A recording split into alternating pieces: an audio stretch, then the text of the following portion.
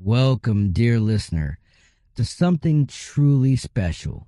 What you are about to hear is not simply a book. It is an invitation. An invitation to reconsider the most powerful tool you carry with you every single moment of every single day, your words. The book is called Your Word is Your Wand, and it was written by a remarkable woman named Florence Scovel Shinn. Florence was many things in her lifetime. She was a trained artist and illustrator, working in New York City at the turn of the 20th century, bringing to life the pages of magazines and children's books with her delicate, expressive drawings. But somewhere along the way, her deepest calling revealed itself.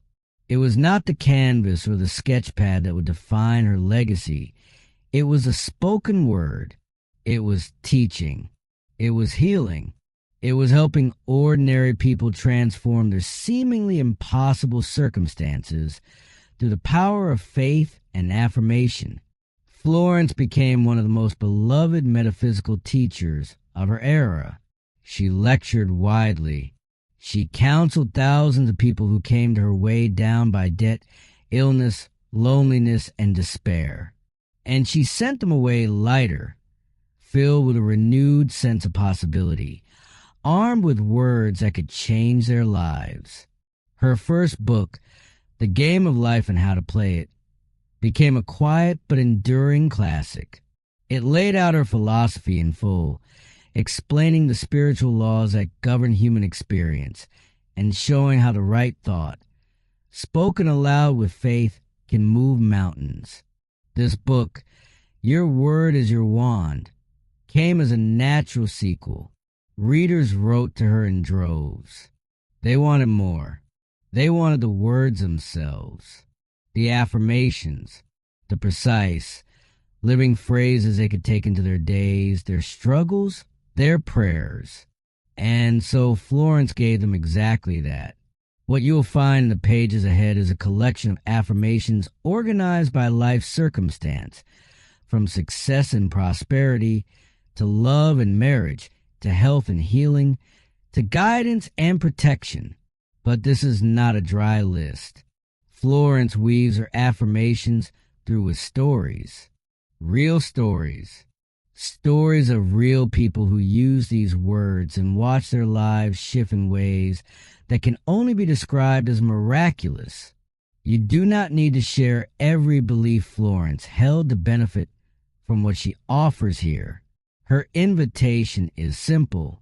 She asks only that you open your mind just a little, that you be willing to speak words of faith instead of fear, words of abundance instead of lack, words of love instead of resentment. She believed with her whole heart that your word is your wand, that when you speak the right word with genuine faith, you are wielding a kind of spiritual magic that reshapes the invisible world around you, and through it, the visible world as well.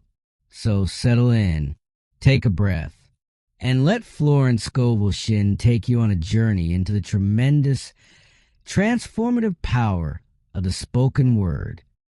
Florence begins with a declaration, and she means it with every ounce of conviction she possesses.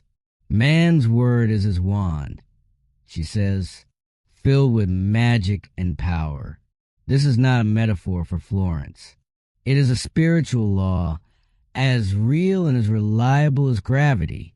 She reaches back to the words of Jesus Christ to make her case, quoting from the Gospels, reminding us that even the most ancient sacred texts understood something that modern life so often makes us forget. By your words you shall be justified, and by your words you shall be condemned. Death and life are in the power of the tongue. Think about that for a moment. Not the power of your actions alone, not the power of your money or your connections or your circumstances. The power of your tongue, the power of what you say out loud, and perhaps even more importantly, what you say quietly to yourself day after day, hour after hour. Florence understood this at a level most of us never reach. She had seen it proven too many times to doubt it. She had watched people trapped in poverty speak words of abundance and find their whole financial picture shift in ways that defied rational explanation. She had seen the sick grow well, the grieving find joy, the lost find direction, all through the deliberate, faithful use of words. She puts it beautifully. Man has power, she says, to change an unhappy condition by waving over it the wand of his word. In the place of sorrow appears joy. In the place of sickness appears health. In the place of lack appears plenty. And then she tells us a story. As Florence so often does, she reaches for the concrete, the real, the human. A woman came to her one day asking for help. This woman had almost nothing. She had $2 to her name. $2. And she came to Florence not with demands, but with a kind of quiet, desperate hope. Florence spoke what she called a treatment for prosperity. She blessed those $2. She called upon the image of what she named the magic purse of the spirit, a purse that can never be depleted, she said. As money goes out, immediately money comes in under grace and perfect ways. Florence painted a vivid picture in words. She described the purse crammed, jammed with money, yellow bills, green bills, pink checks, blue checks, white checks, gold, silver, and currency, bulging with abundance. And something extraordinary happened. The woman felt it. She said, "I feel my bag heavy with money." And she was so filled with faith in that moment, so convinced, so alive with certainty, that she reached into her purse and gave Florence one of her $2 as a love offering. Florence tells us she did not dare refuse it. To refuse would have been to see lack for this woman. It would have been to doubt the very abundance they had just affirmed together. So she accepted it, and she held the picture of plenty. Shortly afterward, that woman received a gift of $6,000, not through any scheme or strategy, not through years of grinding labor, through fearless faith in the spoken word, as Florence says simply. Now, Florence is careful to explain why this kind of affirmation works on a deep, almost psychological level. She talks about what she calls the imaging faculty, the creative faculty of the human mind. The words we choose, she explains, matter because of the pictures they paint in our inner world.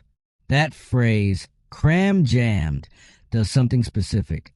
It forces the mind into a concrete image of fullness, of overflow, of abundance, so real you can almost feel the weight of it. And when the mind holds that image clearly and faithfully, it begins to work toward making it real. She offers a caution here, a gentle but important one. Never force a picture by visualizing. She says, let the divine idea flash into your conscious mind. There's a difference, for Florence, between straining to manufacture vision and allowing one to arise naturally from a place of faith. The first is effort. The second is grace. She weaves in another truth she holds dear. The truth that fear, doubt, anxiety, anger, and resentment are not merely unpleasant emotions. They are physically destructive. They pull down the cells of the body, shock the nervous system, and are the causes of disease and disaster. Florence says this not to frighten us, but to impress upon us how high the stakes really are. When we speak and think from a place of fear, we are quite literally doing ourselves harm. Happiness and health, she tells us plainly, must be earned. They are earned through absolute control of the emotional nature. This might sound daunting, but Florence immediately offers the inspiring flip side of that truth. Power moves, but is never moved. When a man stands calm and serene, when he has a good appetite and feels contented and happy even when every outward appearance argues against it. He has reached mastery. He has power. Florence says, to rebuke the winds and the waves, to control conditions.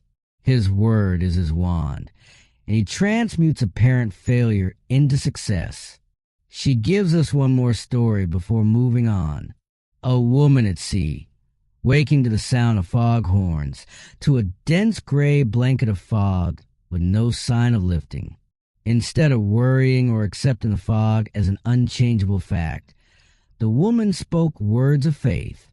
There are no fogs in divine mind, she said, so let the fog be lifted. I give thanks to the sun. And the sun came out. Florence does not linger on the miraculous here. She moves past it almost matter-of-factly, because for her it is simply proof of the principle. Every man, she says, has power to lift a fog in his life. Whether that fog is financial, relational, physical, or spiritual. Give thanks to the sun, she concludes, and then she is ready to teach us how. Success. Florence opens this chapter with a story, and it is a delightful one, told with the light touch and warmth that make her such an engaging guide. A man came to her asking for help finding his right work. His right work. Not just any job or any income, but the work that was truly meant for him. Florence gave him an affirmation. Behold, she told him, I have set before thee the open door of destiny, and no man shall shut it. It was a powerful statement, but she noticed something. It did not quite land. The man received it politely, but there was no electricity in him. The words had not caught fire. So Florence listened to something deeper, what she might call a hunch, an inner prompting, an inspiration, and she added 5 simple words to the end of the affirmation. And no man shall shut it, for it is nailed back. The man was electrified. Florence says he went out walking on air, and within a few weeks he had been called to a distant city to fill a wonderful position, one that came about in a way that could only be described as miraculous. What makes this story so illuminating is what it reveals about Florence's understanding of how the mind receives truth. The right words are not always the grandest words. They are the ones that click into place for the particular person in the particular moment. Nailed back, what a homely, specific, earthy little phrase. And yet those 2 words turned a pleasant affirmation into a living certainty for that man. They made the door feel real, solid, immovable. She gives us another story, this one about a woman who followed what Florence calls a hunch. This woman was working for a small salary when she read Florence's earlier book. Suddenly a thought came to her, clear and unmistakable. Start in business for yourself. Open a tea room and candy shop. The idea staggered her. She had no capital, no experience running a business, no obvious path from where she stood to where the idea seemed to beckon. But the idea persisted. Florence would say this is how intuition works. It does not necessarily come with credentials or a business plan. It comes with a kind of quiet insistence. And this woman listened. She boldly went forth, as Florence puts it. She found a shop. She found assistance.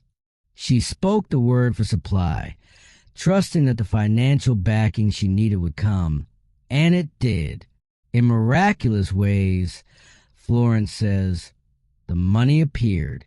The shop opened. From the very first day it was full. People came and kept coming. They stood in line and waited. The shop was crammed jammed with customers, to borrow Florence's favorite phrase. Then one day, a holiday, the assistant became gloomy. Holidays meant less business. They said. This was not the right day to expect much. But the woman held her ground. God was her supply. She told them simply. Every day was a good day. That very afternoon, an old friend stopped in. He bought a 2-pound box of candy. He handed her a check, and when she looked at it, the amount was $100. $100 for a box of candy. It was, as Florence says with gentle joy, indeed a good day. Every morning, this woman entered her shop with wonder, and she gave thanks that she had possessed a fearless faith that wins. Now Florence gives us the affirmations for success, and they are worth savoring because each one is a complete thought, a complete shift in perspective, a complete reorientation of the inner life toward possibility rather than limitation. She says the decks are now clear for divine action, and my own comes to me under grace in a magical way. What a phrase. The decks are cleared. That sense of openness, of readiness, of having let go of clutter, so that something new has room to arrive. She says, I now let go of worn-out conditions and worn-out things. There's a tremendous relief in those words. An acknowledgement that not everything in our lives belongs there anymore. That holding on to the old can be exactly what prevents the new from coming.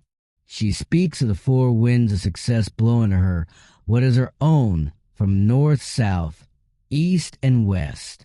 She imagines good coming from every direction, from every quarter, through channels both expected and completely surprising. One affirmation she gives is almost playful in its energy. My spiritual sporting blood is up, she writes. I am more than equal to this situation. Can you hear the spirit of that? The fire of it? It is not a timid declaration. It is a rallying cry.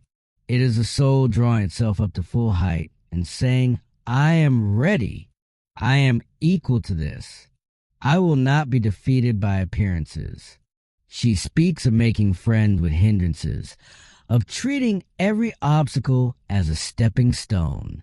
Everything in the universe, visible and invisible, is working to bring to me my own. What a radical statement. Not some things. Everything. Even the things that look like roadblocks. Even the delays. Even the disappointments. All of it working in ways we may not be able to see toward our good.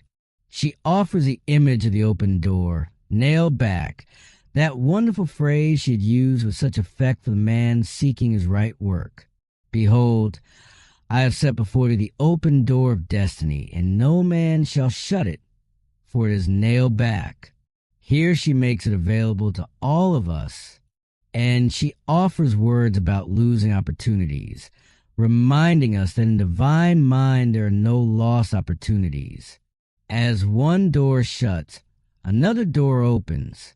How many of us have clung to a closed door, unable to look away, unable to see that somewhere else a new one stands wide open waiting? She gives us the affirmation of magical work. I have a magical work in a magical way. I give magical service for magical pay. There is delight in those words, a kind of childlike wonder combined with a deep spiritual confidence.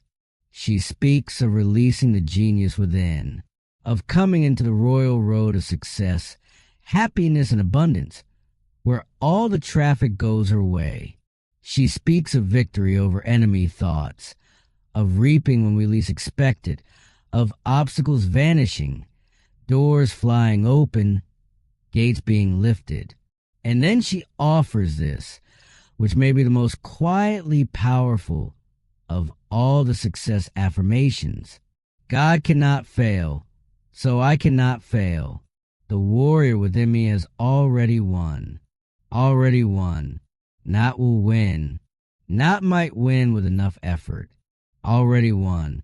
This is the confidence that faith produces when it is fully alive.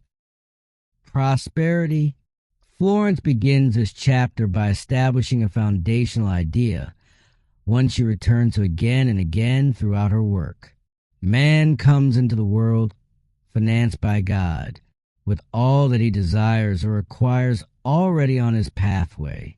Read that again slowly. Not working toward abundance, not hoping for it someday. Already financed, already provided for. The supply is already there, already placed, already waiting on the pathway of his life. What unlocks it, what releases it into visible form, Florence says, is faith and the spoken word. She cites the ancient promise. If thou canst believe, all things are possible. This is not a passive belief, a vague hope, a wishful thought. It is the active, confident, expectant believing of a person who knows they have an account that is already full and simply needs to be accessed. She tells the story of a woman who desired a position on the stage. She had no experience. She had no particular connections. By any practical measure, her chances were slim. But she took an affirmation from Florence's earlier book and she worked it with absolute faith. Infinite Spirit, open the way for my great abundance. I am an irresistible magnet for all that belongs to me by divine right. She repeated that affirmation hundreds of times, she told Florence later, and she was given a very important part in a successful opera, not a small part, an important one, in a successful production. It was a miracle, she said, due to that affirmation. Florence then offers her affirmations for prosperity, and they are rich with imagery and specificity. She speaks of drawing from the abundance of the spheres, of immediate and endless supply. All channels are free, she says. All doors are open, not some channels. All of them, not some doors. All of them. She speaks of releasing the gold mine within, of being linked to an endless golden stream of prosperity. Not a trickle, not a modest stream that might run dry. An endless golden stream.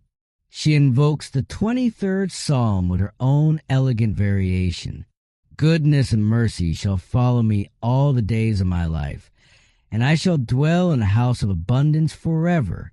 She speaks of supply that is endless, inexhaustible, and immediate. That last word is interesting. Immediate, not eventual. Not after enough time has passed or enough work has been done. Immediate, as in the supply is here now, waiting only to be received. She speaks of ships coming in over a calm sea. What a beautiful image. Not ships laboring through a storm. Not ships battered and delayed by every difficulty. Ships arriving smoothly, naturally, at exactly the right time, over water that is still and clear and welcoming. She speaks of millions pouring in and piling up under grace in perfect ways. She is not shy about magnitude. She does not ask for just enough. She asks for abundance, full and overflowing, and she gives thanks for it as though it has already arrived. And then she offers 2 affirmations about the relationship between giving and receiving that lie at the heart of her prosperity teaching. I spend money under direct inspiration, wisely and fearlessly, knowing my supply is endless and immediate. I am fearless in letting money go out, knowing God is my immediate and endless supply. There is something so liberating in those words. So many of us hold money tightly, clutching out of fear, afraid that what we have will run out, that there's not enough, that the supply will dry up if we let any of it go. Florence says the opposite is true. Fearlessness in releasing money, giving it freely and wisely and joyfully, is itself an act of faith. It is the declaration that there is more where this came from, that the source is not the dollars in our wallet, but the infinite supply of a loving universe. This, she says, is a spiritual attitude toward money. Not greed, not grasping, not fear, but the quiet, confident knowledge that God is our supply, and that as we give, we open a channel through which more can come. Happiness. Florence opens this chapter with a reference to a moving picture she loved, a film called The Thief of Baghdad. In it, she tells us, the message was written in letters of light across the screen. Happiness must be earned, not purchased, not inherited, not stumbled into by luck. Earned. And how is it earned? Florence tells us plainly, it is earned through perfect control of the emotional nature. This is not a small thing she is asking of us, but she is also not asking us to suppress our emotions or pretend they do not exist. What she is pointing to is something subtler, the practice of not being swept away by fear, not being governed by apprehension, not letting dread set the tone for our days. With perfect faith in God, she says, comes a feeling of security and happiness. When a man knows there's an invincible power that protects him in all that he loves and brings to him every righteous desire of his heart, he relaxes. He releases the nervous tension. He becomes genuinely happy and genuinely at peace. He is undisturbed by adverse appearances, she says. He knows that infinite intelligence is protecting his interests and utilizing every situation to bring his good to pass. Even the difficult things, even the unwelcome things, even the things that seem designed to hurt him, all of it, in the hands of divine wisdom, is being used for his good. And then Florence says something that should stop us in our tracks. Resentment has ruined more homes than drink and killed more people than war. She says this not for dramatic effect. She says it because she has seen it. She has watched resentment eat through joy, through health, through relationships, through entire lives. And she tells us a story that illustrates this truth with heartbreaking clarity. There was a woman. She was healthy, happy, married to a man she loved. Then the man died and left part of his estate to a relative. Perhaps there was reason for it. Perhaps not. But the woman could not accept it. She was filled with resentment. And slowly, inevitably, the resentment did what resentment always does. She lost weight. She could not do her work. She developed gallstones. She became very ill. The hardness she carried in her heart began to manifest as hardness in her body. A metaphysician came to visit her one day. He did not offer sympathy. He offered truth. He said, "Woman, see what hate and resentment have done to you. They have caused hard stones to form in your body, and only forgiveness and goodwill can cure you." The woman heard this. She allowed it to reach her. She became harmonious and forgiving, and she regained her splendid health. Florence does not present this as an easy path. Forgiveness when we feel wronged is one of the most difficult things a human being can do, but she presents it as an absolutely necessary one, not for the sake of the person who wronged us, for our own sake, for our own health, our own happiness, our own freedom. Now she moves into the affirmations for happiness, and they are particularly beautiful. She says, "I am now deluged with the happiness that was planned for me in the beginning, not discovered, not constructed, not earned through years of striving. Deluged, flooded, overwhelmed in the best possible way by a happiness that was always intended for her, designed for her, waiting for her from the very start." She says, "I look with wonder at that which is before me." What a quality to cultivate. Wonder, the open, receptive, childlike capacity to be delighted by what is already here. She says, I walk boldly up to the lion on my pathway and find it is a friendly Airedale. What a perfect image. The things we fear most, approach with courage and faith, so often turn out to be far less fearsome than we imagined. She says, my happiness is built upon a rock. It is mine now and for all eternity, not borrowed, not dependent on circumstances, not contingent on anything going right, built upon the bedrock of spiritual truth, where nothing can shake it. She speaks of a steady, unbroken, ever-increasing stream of happiness flowing to her. Not happiness that comes and goes with fortune. Not happiness that depends on good news or favorable conditions. A stream, steady, unbroken, and ever-increasing.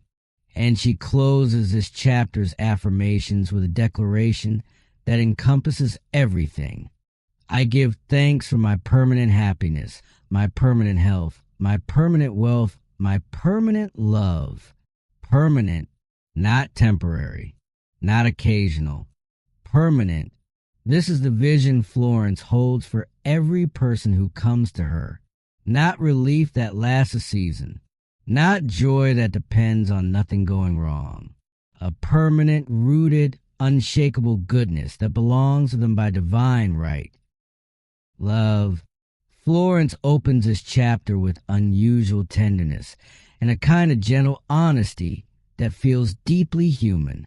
With love, she says, usually comes terrific fear. Nearly every woman, she observes, carries within her a kind of mythical figure she calls the other woman, the one who might come and take the love that belongs to her, the one who might be more beautiful, more interesting, more desirable, the one who looms as a threat at the edges of every relationship. Florence traces this fear to what she calls a belief in duality. When we see the world as having limited good, as having a fixed supply of love that must be competed for, we naturally fear losing our share. We see interference everywhere, and so we create it.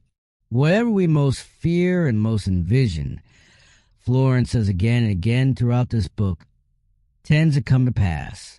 Not because the universe is cruel, but because of the creative power of persistent thought and imagination.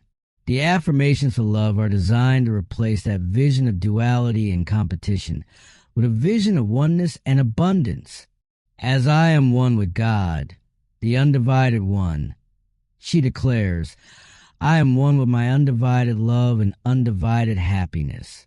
There is no dividing of love in her vision. There is no other woman because in the spiritual reality she is pointing to, there is only wholeness, only completion, only the perfect union that belongs to each person by divine right.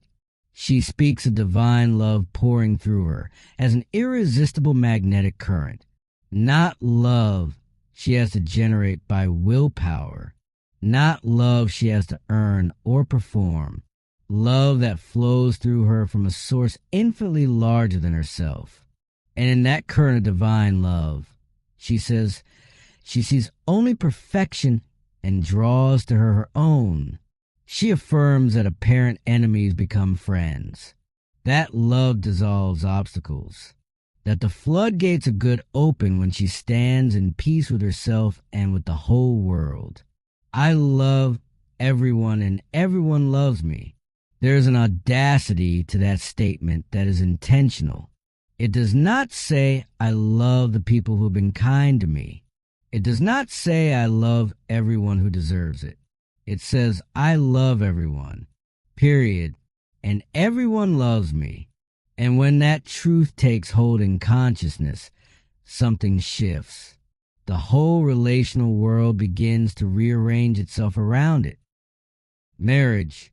Florence approaches marriage with a poet's instinct and a philosopher's insight. Unless marriage is built upon the rock of oneness, she says, it cannot stand. She quotes, with clear affection, the romantic sentiment. Two souls with but a single thought two hearts that beat as one. But Florence, being Florence, takes that sentiment deeper than sentiment. She explains what she means by oneness. It is not merely emotional affection, though that is beautiful. It is a sharing of a thought world. Two people living, as she puts it, in the same thought world, oriented toward the same vision of life, breathing the same spiritual air. Thought, she reminds us, is a tremendous vibratory force. We are drawn to our thought creations. We inhabit the world our minds have built. And if a husband and wife are building fundamentally different mental worlds, they will inevitably drift toward those separate worlds and away from each other. She tells a story to illustrate this, a story that is a little painful in its honesty. A man and woman marry and are apparently happy. The man becomes successful. His tastes expand and elevate. He shops at the finest stores, choosing what he needs without worrying about the price. His wife, however, remains in the same limited consciousness she has always inhabited. She haunts the 5 and 10-cent stores. She cannot bring herself to think or spend at the level her husband has reached. Florence says it with characteristic precision. He was living in thought on 5th Avenue, and her thought world was on 3rd Avenue. Eventually the break came. The separation came. This, Florence says sadly, is a story told over and over in the lives of successful men who leave behind the faithful, hard-working wives they loved in earlier years. It is not simply selfishness or ingratitude on the man's part, though it may become that. It is the inevitable gravity of thought. We move toward where we think. Florence's prescription is not that the wife simply acquire more expensive tastes for appearance's sake. She is talking about something much deeper. The wife must keep pace with her husband's inner world, his vision, his spiritual orientation, the level at which his soul is reaching. She must grow with him, not remain frozen in the consciousness of an earlier season. And then Florence articulates what she believes in fully, the conviction that for each person there is a divine selection, not a vague soulmate, but the one whose thought world is genuinely aligned with theirs, the two whom God has joined together, as she says, whom no man shall or even can part asunder. The twain shall be made one, she says, not by effort or compromise or negotiation alone, but because in the superconscious mind of each, the same divine plan is already written. They are already one in essence. Marriage, at its highest, is simply the outer expression of an inner spiritual truth. Her single affirmation for marriage is quiet and complete.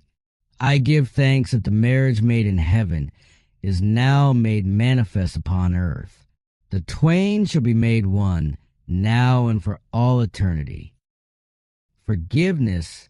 Florence gives this chapter only a handful of affirmations, but the brevity should not deceive us. These words carry tremendous weight.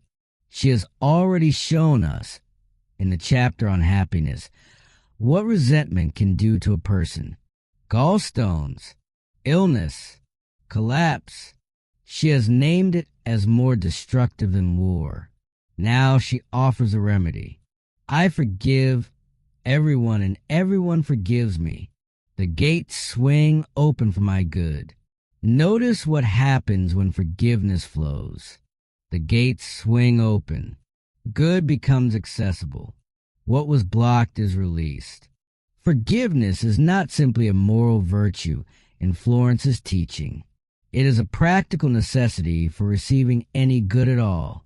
A consciousness blocked by resentment is a consciousness that cannot receive. The channels are stopped. The flow is interrupted. Only forgiveness opens the gates again. She then offers one of the most liberating affirmations in the entire book. I call on the law of forgiveness. I am free from mistakes and the consequences of mistakes. I am under grace and not under karmic law. There is so much in those lines. She acknowledges mistakes. She does not pretend we have none, but she claims freedom from them, not by erasing them or denying them, but by placing herself under grace rather than under the law of consequence. Under grace, which is God's unearned, freely given love. Even our most significant failures lose their power to punish us indefinitely. Though my mistakes be as scarlet, she says, I shall be washed whiter than snow. And then she offers a phrase so striking it deserves to be read twice. What did not happen in the kingdom never happened anywhere. She is pointing to the reality that in the spiritual dimension, in the truest truth of things, only the good, the whole, the perfect is real. Error is real in human experience. Yes, but it is not eternal. It is not the final word. In the kingdom of spiritual truth, it never took ultimate root, and therefore it has no ultimate power over us. Words of wisdom. Florence now offers a series of short, potent, almost aphoristic sayings that she calls words of wisdom. These are the crystallized insights of a lifetime spent watching how spiritual law works in everyday human experience. They are meant to be pondered, turned over, returned to. She begins with one that lands with particular force. Faith without nerve is dead. We often hear the saying that faith without works is dead. Florence sharpens that truth. Nerve, courage, the willingness to leap even when you cannot see the landing. That is what living faith requires. Timid faith is barely faith at all. Never look or you never leap. She inverts the old caution. Do not look too long at the obstacle. Do not calculate the risk too carefully. Leap, act, move, and let faith do what calculation cannot. God works in unexpected places, through unexpected people, at unexpected times, his wonders to perform. How many blessings have we missed because they arrived in a form we were not looking for, through a person we would not have chosen, at a moment that seemed inconvenient? Florence urges us to stay open, to stay curious, to expect the unexpected. Power moves but is never moved. She returns to this truth, one she loves deeply. Real power, spiritual power, the power that comes from genuine faith and spiritual alignment, is a still point around which circumstances revolve. It is not tossed about by circumstances. It rests in itself, and from that rest, it moves everything. Loving your neighbor means not to limit your neighbor in word, thought, or deed. This is quietly radical. We do not love our neighbor simply by being kind to their face. We love them by refusing to hold a limited or diminished vision of them in our thoughts. When we think of others as failures, as trapped, as incapable, we are, in Florence's understanding, actually working against them. True love holds the highest possible vision of another person. Never argue with a hunch. She is firm on this one. The hunch, the intuitive prompting, the sudden knowing, is not to be overridden by the reasoning mind. The reasoning mind sees only what has already happened, what is currently visible, what logic can account for. The hunch sees ahead. It perceives what is coming before the evidence arrives. Argue with it at your peril. Christopher Columbus followed a hunch. She says, she needs to say nothing more. It is dark before the dawn, but the dawn never fails. Trust in the dawn. No matter how long the darkness has lasted, no matter how complete it seems, the light is coming. It always comes. Not sometimes. Not usually. Never fails. When in doubt, play trumps. Do the fearless thing. Florence gives this as a cardinal rule for moments of uncertainty. When you genuinely cannot see which way to go, choose the braver option. Choose the more faithful option. It is the fearless things that count. Never do today what intuition says to do tomorrow. Florence is not recommending procrastination here. She is recommending alignment. There's a right timing to everything, and our intuition often knows what our eagerness does not. Wait when the inner knowing says wait. Move when it says move. Selfishness binds and blocks. Every loving and unselfish thought has in it the germ of success. What a precise and lovely statement. Every generous thought, every thought that reaches beyond the self to the good of others, contains within it, as in a seed, the potential for success. Selfishness is the opposite. It contracts, it tightens, it shuts the flow of good. Be not weary of make-believing. When you least expect it, you shall reap. Hold on. Keep speaking the words. Keep holding the vision.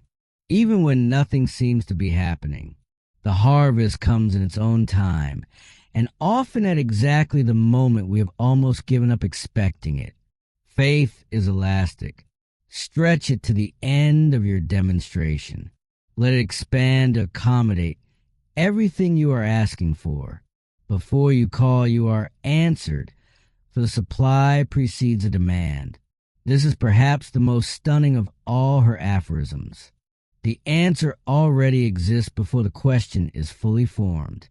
The supply is already present before the need declares itself. God anticipates. God provides in advance. What you do for others, you are doing for yourself. The great law of reciprocity. It cannot be cheated or shortcut. It works perfectly every time. Every act committed while angry or resentful brings unhappy reaction. She is not asking us to suppress anger. She is asking us to pause before acting from it, to wait until the peace returns before we speak the words or take the steps that cannot be unsaid or undone. There is no power in evil. It is nothing, therefore can only come to nothing. This is one of Florence's deepest convictions. Evil is not a power equal to good, fighting good in some eternal cosmic battle.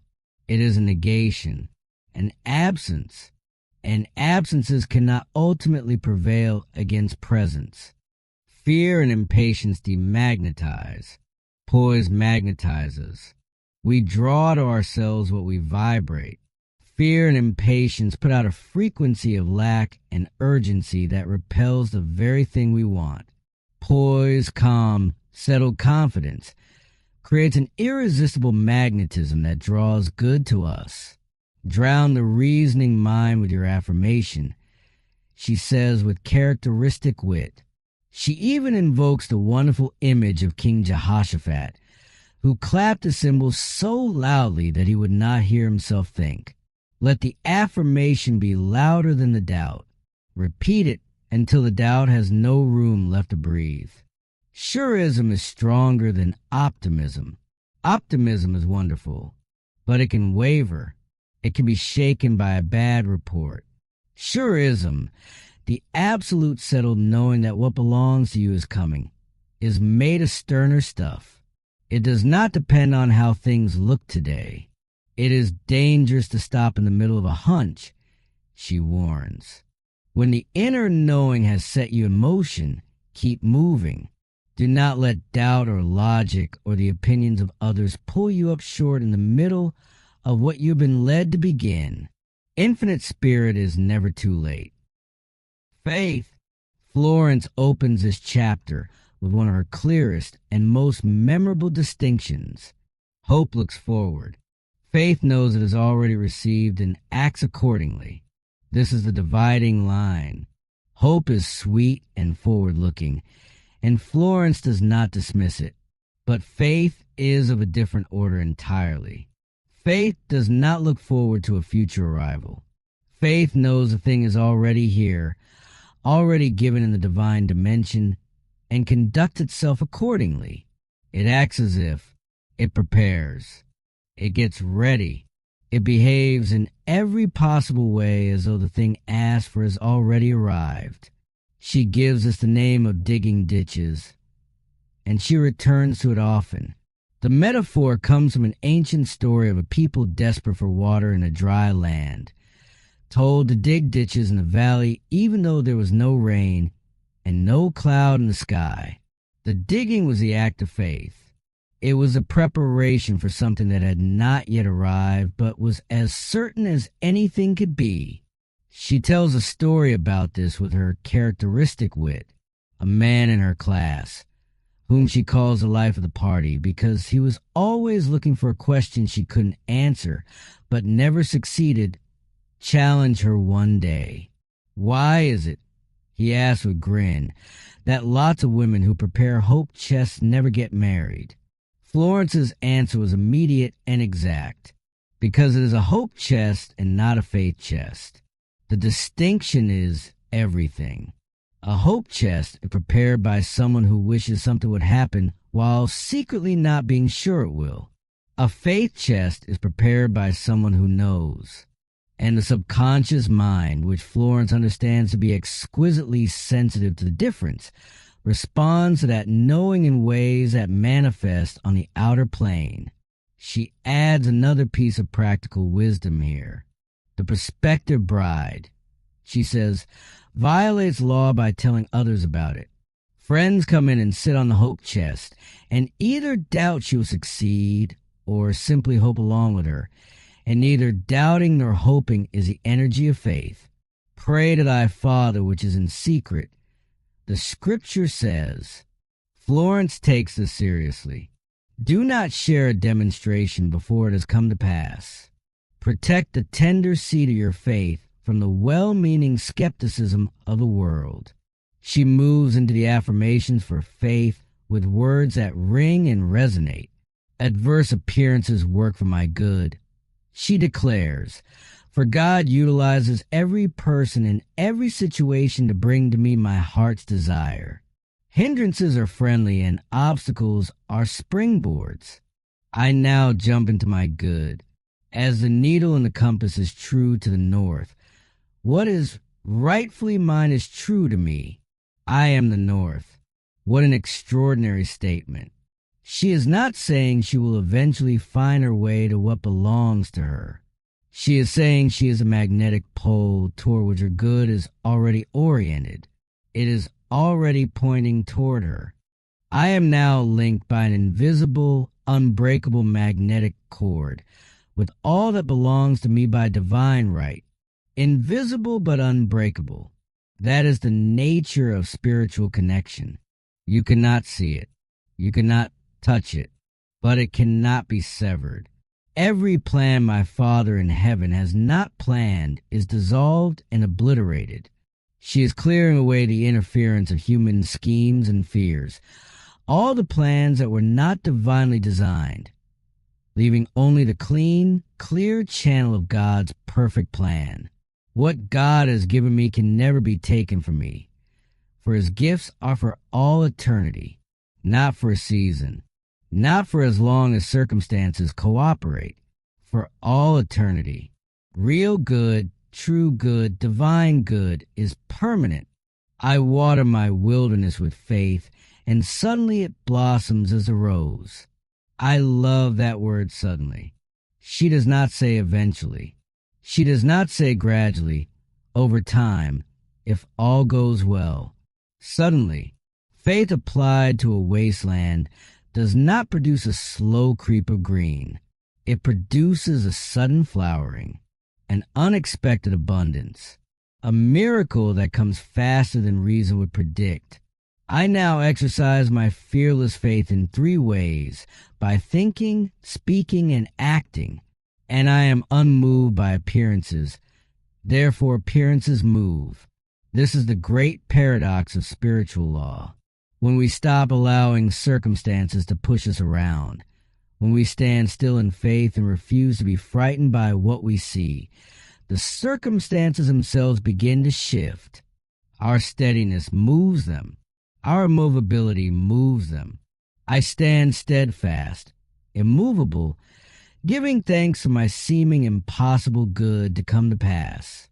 For I know with God it is easy of accomplishment, and his time is now. I know there is nothing to defeat God. Therefore there is nothing to defeat me. If the source of all power is on my side, and she is saying it is, then what enemy can stand? What obstacle can truly prevail? I wait patiently on the Lord. I trust in him. I fret not myself because of evil doers. For every man is a golden link in the chain of my good. She references the 37th Psalm here, one of the most comforting chapters in all of Scripture. Do not be disturbed by those who seem to prosper through wrong means. Do not envy. Do not fret. Simply trust and wait, and let God bring to you the desires of your heart. I have now the fearless faith of the Christ within. At my approach, barriers vanish and obstacles disappear. What a promise!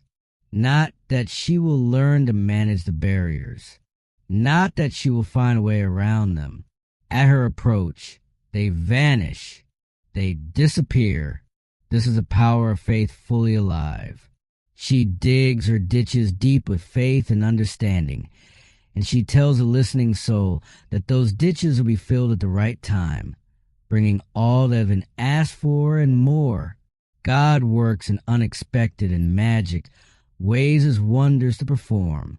I now prepare for fulfillment of my heart's desire. I show God I believe his promise will be kept. And her final affirmation for faith is one of deep rest. I now stand aside and watch God work. It interests me to see how quickly and easily he brings the desires of my heart to pass. Quickly and easily. That is how God works for those who stand aside in faith and let him. The struggling, the straining, the forcing, these are not the way. The way is to stand aside, watch, and be interested. Be genuinely curious. What wonderful thing is God going to do next? And how is he going to do it? Loss. Florence addresses the experience of loss with characteristic directness. If man loses anything, she says, it shows there is a belief of loss in his subconscious mind. As that false belief is erased, the article, or its equivalent, will appear on the external. She tells the story of a woman who lost a silver pencil in a theater. Despite every effort, it was not returned. The woman took the affirmation. I deny loss. There is no loss in divine mind. Therefore, I cannot lose that pencil. I will receive it or its equivalent. Weeks passed. Then one day she was with a friend who wore around her neck a beautiful gold pencil on a cord. And the friend turned and said, "Do you want this pencil? I paid $50 for it at Tiffany's." The woman was almost speechless. The silver pencil was not good enough for her, she said with joy and wonder. She had been given something far more beautiful in its place. Florence draws from this a principle that she finds universal. Man can only lose what does not belong to him by divine right, or what is simply not good enough for him. The affirmations for loss are simple but powerful. There is no loss in divine mind. Therefore, I cannot lose anything that is rightfully mine. Infinite intelligence is never too late. Infinite intelligence knows the way of recovery. There is no loss in divine mind. Therefore, I cannot lose anything which belongs to me. It will be restored or I receive its equivalent. That final phrase is important. Or its equivalent. Florence is not claiming we will always recover the exact thing that was lost. Sometimes what comes back is better. Sometimes the loss itself was making room for something we could not have received if our hands had remained full. Debt. Florence opens this chapter with a perspective that is genuinely unusual, almost startling. If a man is in debt, she says, it shows that a belief of debt is in his subconscious mind. And if people owe him money, that also shows the same belief of debt operating in him. She is pointing to the inner world as the origin of outer conditions. The debt is not simply a financial circumstance. It is an outpicturing of a belief. And therefore the remedy is not simply financial maneuvering. It is the transformation of the belief. She tells the story of a woman who came to her in distress. A man had owed her $1,000 for years, and she could not compel him to pay. Florence said, "You must work on yourself, not the man." And she gave her a statement to work with. "I deny debt. There is no debt in divine mind. No man owes me anything. All is squared. I send that man love and forgiveness." Notice what Florence is doing here. She is not simply asking the woman to forgive.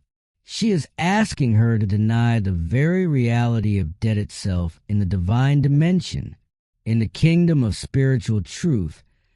Debt does not exist as a permanent condition.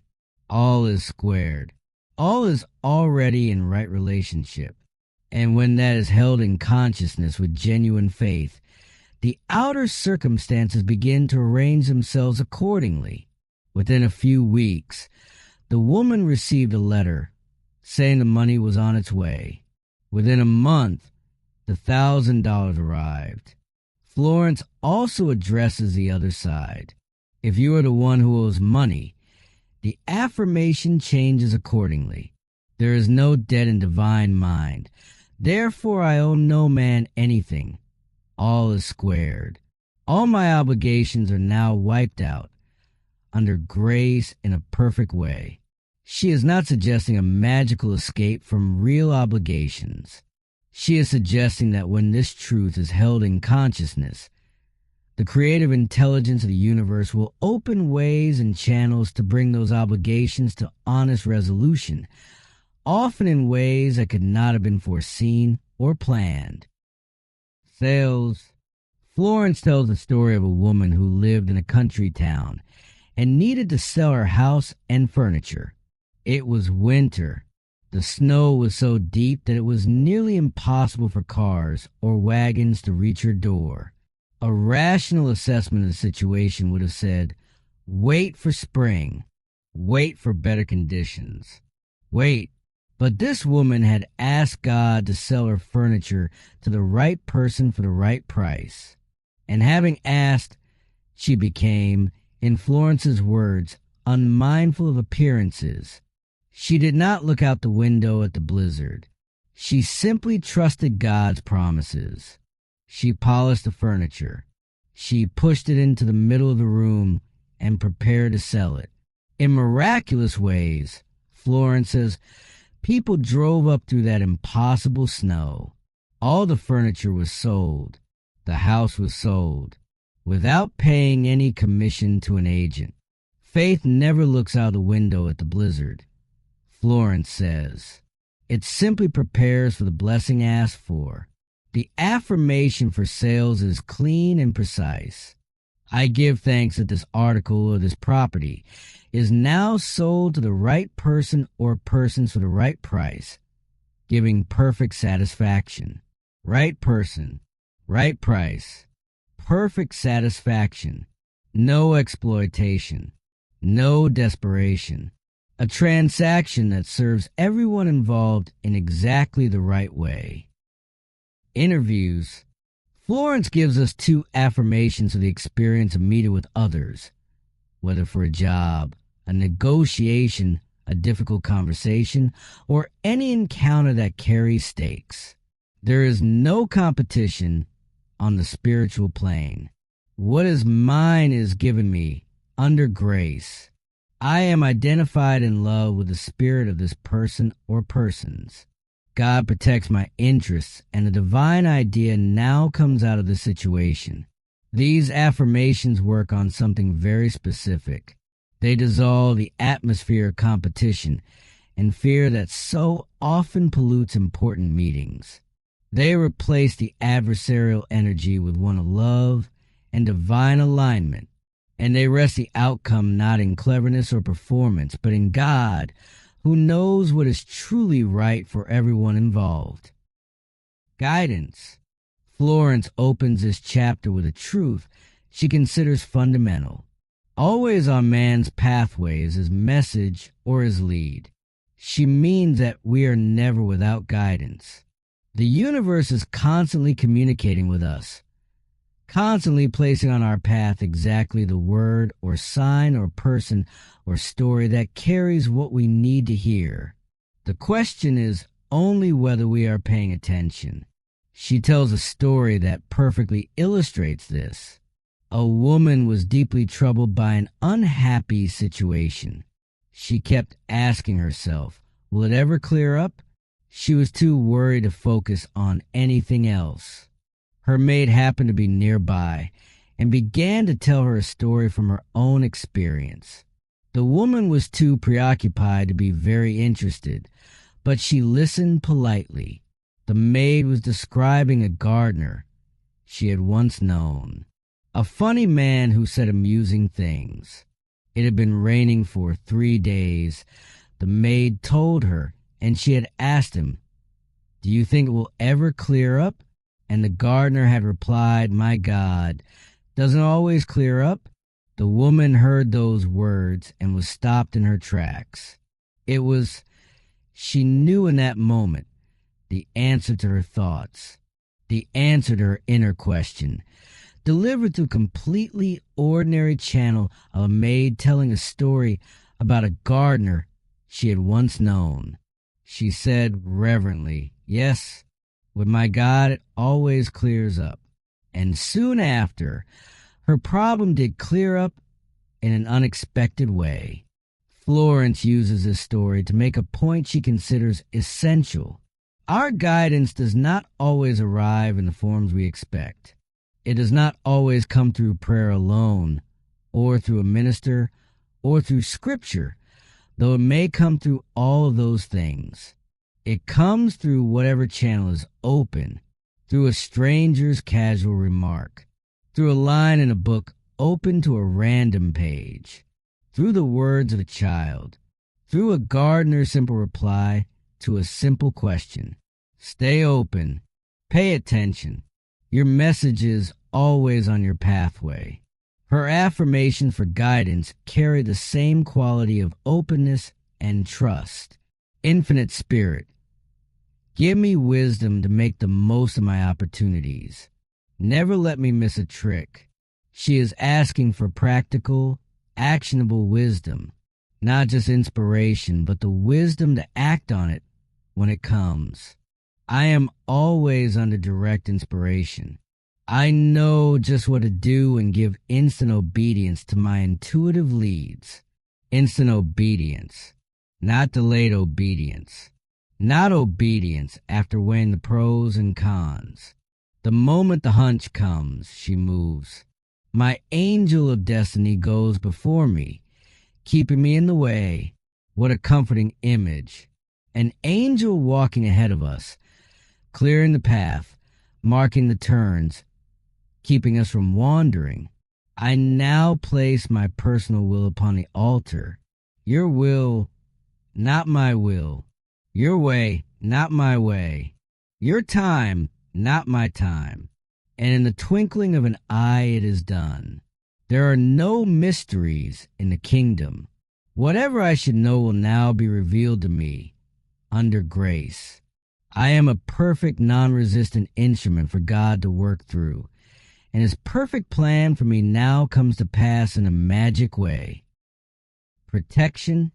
Florence gives us 2 affirmations of protection, and they carry the quality of a shield. Not a shield of anxiety and bracing for harm, but a shield of light and absolute spiritual certainty. I am surrounded by the white light of the Christ, through which nothing negative can penetrate. I walk in the light of the Christ, and my fear giants dwindle into nothingness. There is nothing to oppose my good. The feared giants. Florence uses that phrase with such clarity. The things that loom so large when we are afraid, that cast such enormous shadows, that seem so invincible and so threatening. Walk toward them in the light of Christ, she says, and they dwindle. They become nothing. They had no real substance to begin with. Only the substance our fear gave them. Nothing to oppose my good. Not feared giants. Not adverse circumstances. Not the opinions of others. Not past mistakes. Nothing. Memory. Florence addresses memory with an affirmation that is both practical and profound. There is no loss of memory in divine mind. Therefore I recollect everything I should remember, and I forget all that is not for my good. The second half of that affirmation is as important as the first. She is not simply asking for a perfect recall. She is asking for perfect discernment in what is recalled. What serves her, she remembers clearly. What would harm her, what would keep her mired in old resentments or old regrets or old fears, she is free to forget, because in divine mind it has no permanent reality. The divine design. Florence opens this chapter with a declaration that is one of the most beautiful in the entire book. There is a divine design for each man, just as the perfect picture of the oak is in the acorn, just as the entire magnificent fullness of an oak tree, its height, its breadth, its thousands of leaves and acorns of its own, is somehow compressed into a tiny seed. So the divine pattern of each person's life is already written in the superconscious mind. And in that divine design, she says, there is no limitation. Only health, wealth, love, and perfect self-expression. She tells a story to illustrate how this design makes itself known. A woman had almost finished furnishing a new apartment when a strong intuition came to her. On that side of the room, she felt should stand a Chinese cabinet. She was not obsessing over the feeling or trying to manufacture it. It simply came. A clear inner knowing. Not long after, she was walking past an antique shop. She glanced in. There stood a magnificent Chinese cabinet, about 8 feet high, elaborately carved. She entered and asked the price. The salesman told her it was worth $1,000, but the owner was willing to take less. What would she offer? She paused, and the number came to her, $200. She offered it. Then she went home and held her position with great clarity, not grasping, not anxious, simply clear. If it's mine, I can't lose it, and if it isn't mine, I don't want it. Several days later, she was notified that the owner had accepted $200. There's supply for every demand, Florence says. From Chinese cabinets to millions of dollars. Before ye call, I shall answer, but only the divinely selected thing, whatever it truly is, will bring happiness. The affirmations for divine design are ones of deep surrender and deep confidence at the same time, a paradox only faith can hold. I let go of everything not divinely designed for me, and the perfect plan of my life now comes to pass. What is mine by divine right can never be taken from me. God's perfect plan for me is built upon a rock. I follow the magic path of intuition and find myself in my promised land under grace. My mind, body, and affairs are now molded according to the divine pattern within. I now fill the place that I can fill, and no one else can fill. I now do the things which I can do, and no one else can do. This is not arrogance. This is the recognition that each person has a unique and unrepeatable contribution to make. that the divine design for you cannot be fulfilled by anyone else, that your specific gifts, your specific calling, your specific place in the great tapestry belongs to you alone. I am fully equipped for the divine plan of my life. I am more than equal to the situation. All doors now open for happy surprises, and the divine plan of my life is speeded up under grace. Health. Florence opens a chapter on health with a sweeping statement. When man is harmonious and happy, he is healthy. All sickness, she says, comes from sin or violation of spiritual law. She is not using the word sin in the traditional moralistic sense here. For Florence, sin is simply missing the mark, straying from divine alignment, allowing the consciousness to fill with fear, resentment, ill will, and hatred, all of which, she says, tear down the cells of the body and poison the blood. Accidents, old age, and death itself, she goes on to say, come from holding wrong mental pictures. When man sees himself as God sees him, he will become a radiant being, timeless, birthless, and deathless. This is a vision so large it may take a moment to absorb. She is pointing to a spiritual truth about our deepest identity that transcends what the body seems to be. Her affirmations for health are among the most poetic in the book. I deny fatigue, for there is nothing to tire me. I live in the kingdom of eternal joy and absorbing interests. My body is a body electric, timeless and tireless, birthless and deathless. Time and space are obliterated. I live in the wonderful now, birthless and deathless. I am one with the one. And then this, which she offers as an invocation. Thou in me art eternal joy, eternal youth, eternal wealth, eternal health, eternal love, eternal life. I am a spiritual being. My body is perfect, made in his likeness and image. The light of the Christ now streams through every cell. I give thanks for my radiant health. She then addresses specific conditions, understanding that each physical ailment has a spiritual correspondence, a particular pattern of thought or emotion that tends to underlie it. For the eyes, for imperfect vision, she identifies fear, suspicion, seeing obstacles, watching for unhappy events, living in the past or future rather than the present. Her affirmation for this calls upon the crystal clear vision of the Spirit.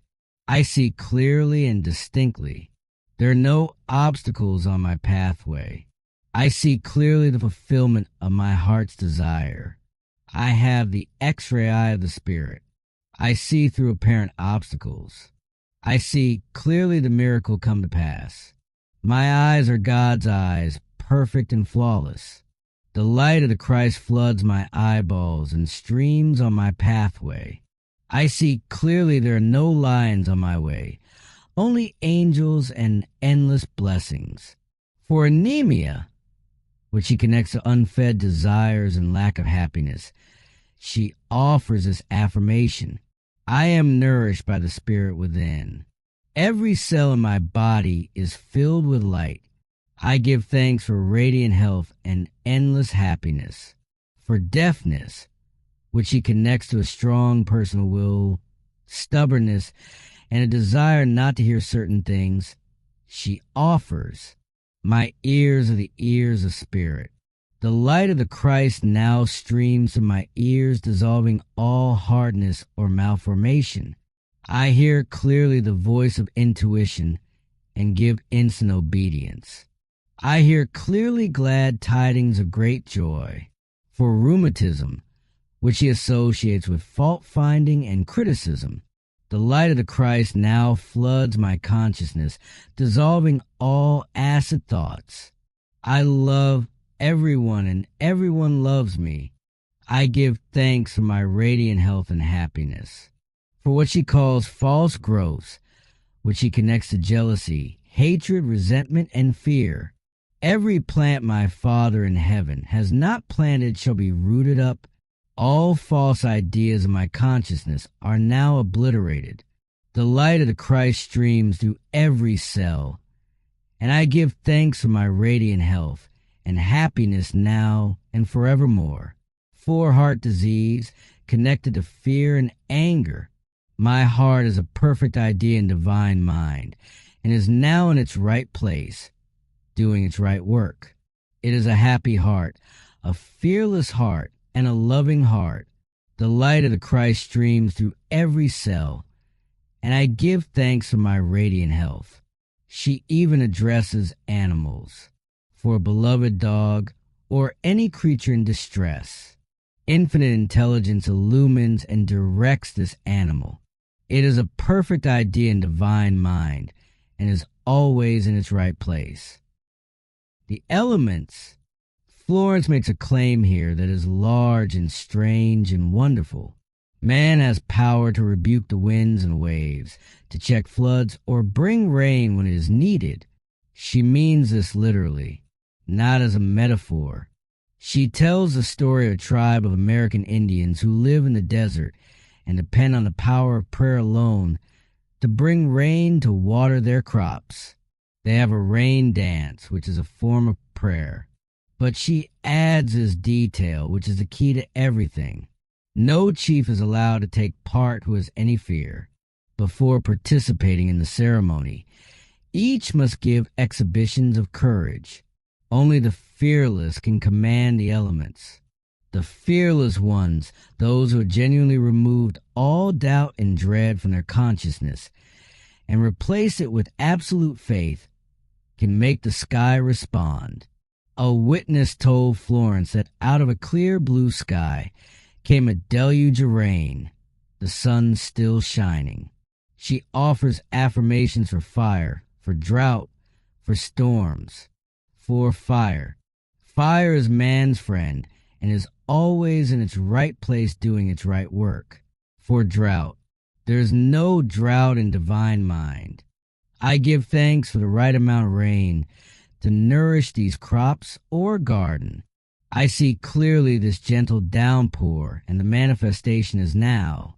For storms, the Christ within now rebukes the winds and the waves, and there comes a great calm. I see clearly peace established on land and sea. And for any journey, she offers this beautiful affirmation. I give thanks for the divinely planned journey under divinely planned conditions with the divinely planned supply. Every element of the journey covered. The plan, the conditions, the provision, all of it divine, all of it trustworthy. Miscellaneous. Florence spends this final chapter weaving together a rich tapestry of stories and affirmations that touch on everything she has covered and more, drawing threads together, deepening the teaching with vivid human examples. She begins with a warning wrapped in a story. The thing you dislike or hate will surely come upon you, because when man hates, he makes a vivid picture in his subconscious mind, and it objectifies. It becomes real in his outer experience. She illustrates this with the story of a woman who was jealous of her first love's female cousins. The jealousy destroyed that relationship. Then the woman met another man, and sure enough, he mentioned his female cousins with great affection. She felt the old resentment rising. Then she laughed. Here were her old friends, the cousins, back again. This time she chose differently. She blessed all the cousins in the universe. She sent them goodwill. She practiced non-resistance. And she never heard cousins mentioned again. This, Florence explains, is why so many people find themselves having the same unhappy experiences repeated in different forms throughout their lives. The outer circumstance changes, but the inner pattern remains, and the inner pattern keeps generating the same result until the pattern is changed from within through love, through forgiveness, through non-resistance. The same show keeps playing under different titles. She tells the story of a woman who bragged of her troubles. She made them her identity, wearing them like a badge, feeding on the sympathy they earned her. And the more she mentioned them, the more she had. By her words she was condemned. She was multiplying her troubles with every word she spoke about them. Florence says she should have been neutralizing them instead. I cast every burden upon the Christ within, and I go free. Speak that and not voice sorrows, and they would have faded from her life. She tells the story of a woman walking along the street, repeating the affirmation that God was her immediate supply. She looked down, and at her feet was a $2 bill. A man standing nearby said to her, "Lady, did you pick up some money?" I thought it was a piece of chewing gum paper. A lot of people walked over it. But when you came, it opened up like a leaf. Florence loves this image. Others, thinking lack, had passed over without seeing, but at her words of faith it unfurled. It revealed itself to her. This, she says, is what happens with opportunities in life. One man sees, another passes by. She tells the story of the woman who was trying to rent a room that would not rent. She had ignored a hunch to buy a lamp for the room, deciding she couldn't afford it. Florence told her she would never rent the room until she got the lamp. In buying the lamp, she would be acting her faith, impressing the subconscious mind with certainty. She bought 2 lamps. About a week later, the perfect tenant walked in. He didn't smoke. He paid the rent in advance. He fulfilled her ideal in every way. Unless you become as a little child and dig your ditches, you shall in no wise enter the kingdom of manifestation. She tells the story of a woman who needed $500 by the 1st of August. Florence's diagnosis was clear. The trouble with you is you don't give enough. You must open your channels of supply by giving. The woman was visiting friends and was miserable and eager to leave, but she remembered the advice. She gave. Whenever possible, she made a little gift. On the last day of July, she felt she still had not given enough, so she tipped all the servants more generously than she had planned. On the 1st of August, her hostess handed her a check for $500. God works in unexpected ways as wonders to perform. Florence speaks of Magnolia Charlie, a shoemaker in a country town, who left his work every afternoon to meet the 4:15 train from the city. These were the romances of his life. The first magnolia of spring, the train from somewhere else. He felt vaguely the call of the vision in his superconscious mind. Florence says no doubt his divine design included travel, perhaps a call in the world of plants or horticulture, but he never found the words that would have released it. This is the invitation of the spoken word. Through the affirmation, the divine design can be released. I now see clearly the perfect plan of my life. Divine enthusiasm fires me, and I now fulfill my destiny. Her closing affirmations gather everything into one shining whole. God is incapable of separation or division. Therefore, my good is incapable of separation or division. I am one with my undivided good. I am undisturbed by appearances. I trust in God, and He now brings to me the desires of my heart. My good now overtakes me in a surprising way. The divine plan of my life cannot be tampered with. It is incorruptible and indestructible. It awaits only my recognition. Hunches are my hounds of heaven. They lead me in the perfect way. All things I seek are now seeking me. Since I am one with the only presence, I am one with my heart's desire. I am a perfect idea in divine mind, and I am always in my right place doing my right work at the right time for the right pay. The Columbus, and you will see you through. I am an irresistible magnet for checks, bills, and currency, for everything that belongs to me by divine right. The law of God is a law of increase, and I give thanks for increase under grace in perfect ways. I dwell in a sea of abundance. I see clearly my inexhaustible supply. I see clearly just what to do. My world of the wondrous now swings into manifestation, and I enter my promised land under grace. Great peace have I who love the law of non-resistance, and nothing shall offend me. Thou in me art inspiration, revelation, and illumination. And then, in letters she would have written in light if she could. Nothing is too good to be true. Nothing is too wonderful to happen. Nothing is too good to last. And so we come to the end of this journey through Florence Scovel Shinn's beautiful, radiant, endlessly practical little book. What Florence has given us is not a self-help formula. It is not a system for manipulating the universe to serve our preferences. It is something far more profound and far more demanding and far more rewarding than that.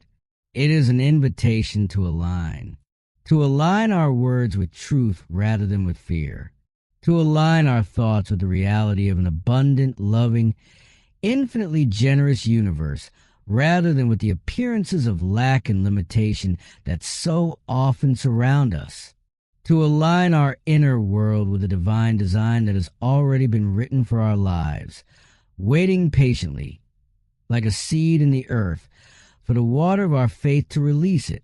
The message of this book can be held in very few words. Your word is your wand. What you say, what you think, what you affirm with genuine faith, you bring into your world. This is not a burden. It is a liberation, because it means that the power to change your circumstances is not out there somewhere, held by someone else, waiting for conditions to improve. It is here. It is now. It is in you. It is in the next words that come out of your mouth. Florence has shown us this law at work in the lives of hundreds of people she knew and counseled. Women who found prosperity when they had $2. Men who found their right work when every door seemed closed. People healed of illness. Relationships restored. Debts dissolved. Objects lost and found again. Fog lifted by a word of faith. Rain called down from a clear sky. She asks very little of us, and she asks everything. She asks that we speak words of faith instead of words of fear, that we bless instead of resent, that we forgive instead of cling to grievance, that we prepare for the blessing before it arrives, that we follow the hunches, trust the inner knowing, stay open to the unexpected channels through which God loves to work. And she asks that we remember, especially in the dark moments, the 3 great truths she wrote in her closing words. Nothing is too good to be true. Nothing is too wonderful to happen. Nothing is too good to last. Say those slowly. Let them settle in. Nothing is too good to be true. Whatever beautiful thing you are hoping for, it is not too good. It is not too much to ask. It is not naive or foolish to believe in it. Nothing is too wonderful to happen. The thing that seems impossible, the miracle you have almost given up on, the turnaround you can no longer quite imagine, it can happen. It has happened for others. It can happen for you. Nothing is too good to last. When good comes, when joy comes, when the right love or the right work or the right abundance arrives, it is not fragile. It is not borrowed. It does not have to be hoarded out of fear that it will be taken away. Real good, divine good, good that comes through faith and alignment is permanent. These are Florence's parting gifts. Speak them to yourself. Speak them out loud. Speak them especially when you least believe them, because that is exactly when they are most needed and most powerful. Your word is your wand. Wave it well. Thank you so much for listening all the way through. If this audiobook has moved you, encouraged you, or given you words that you will carry into your days, please consider subscribing to this channel. When you subscribe, you never miss a new recording, and you become part of a growing community of people who believe in the power of faith of words and of the invisible design that is already at work in every life. Hit the subscribe button now and leave a comment telling us which affirmation from this book you're going to carry with you. We would genuinely love to know. Until next time, give thanks to the sun,